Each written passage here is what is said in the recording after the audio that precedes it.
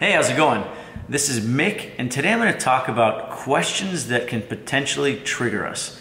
You know, that question that sounds annoying, like it's coming from the wrong place, and I don't know about you, but for me, I innately always want to answer with a 1-2. And I've come to realize that's probably not the best way to approach things. So, little example, I quit drinking a couple of years ago, and people ask me all the time, well, how do you have fun? Can you have fun? What do you do for fun if you don't drink? And that question irritated the hell out of me. And I was always compelled to answer in a really irritating way. So I was giving back exactly what I was receiving. And now that I think of it, it probably wasn't the most productive way to go about things. They asked the question, so how do you kind of turn that into a positive? Well, putting myself in their shoes, maybe they don't actually intend it as I hear it. Maybe I'm hearing it way more negative than they put it out to be. I've always made decisions that are kind of,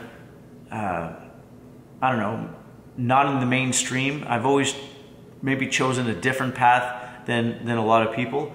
And so maybe I've built up this shell or this kind of defense mechanism where if someone questions anything I'm doing, bam, I'm ready to explode on them. But I'm realizing that's not saying much for me. It's not saying much for my cause.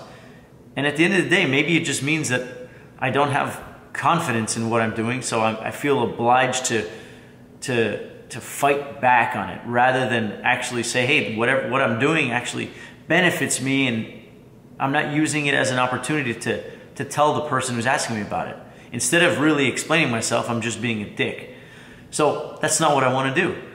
So now that I've come to realize this, and I'm kind of on this road of looking at things I perceive as negative and trying to find a way to make them positive, why not use the question, whether it comes from a good or bad place or whatever, trying to use that as an opportunity to voice myself and put out the good energy that the cause itself is bringing me. Whether it's my career path or whether it's my lifestyle of drinking or not drinking, whatever it may be. If someone's asking a question, then I should put out exactly what's on my mind. Let that deep breath happen, not reply with a jab, but reply instead with like love and kindness and be really calm and explain my point. And, explain why I'm doing things. How do I have fun not drinking? Well, there's a lot of things. I have a lot more energy.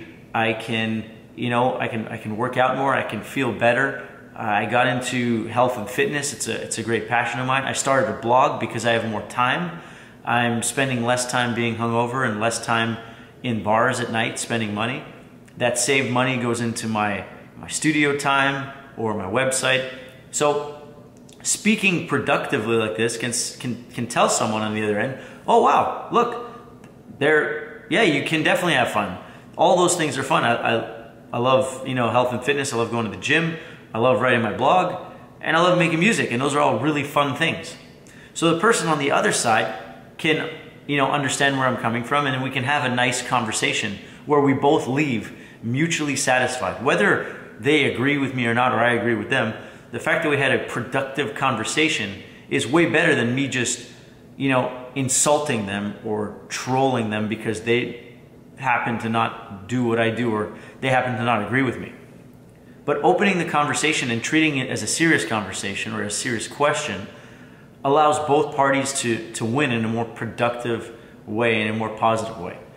So I've always been on the defense, and I'm just now starting to realize, there's no reason to be so outwardly aggressive towards someone asking a simple question.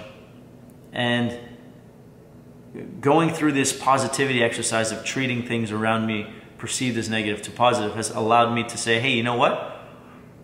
Anything that presents itself as an opportunity to switch it around, just like a question that I may perceive as a troll or a potential insult or a jab, it's an opportunity to voice my opinion and see if I can get someone to be in my perspective, and by conversing with them I can potentially be in their perspective.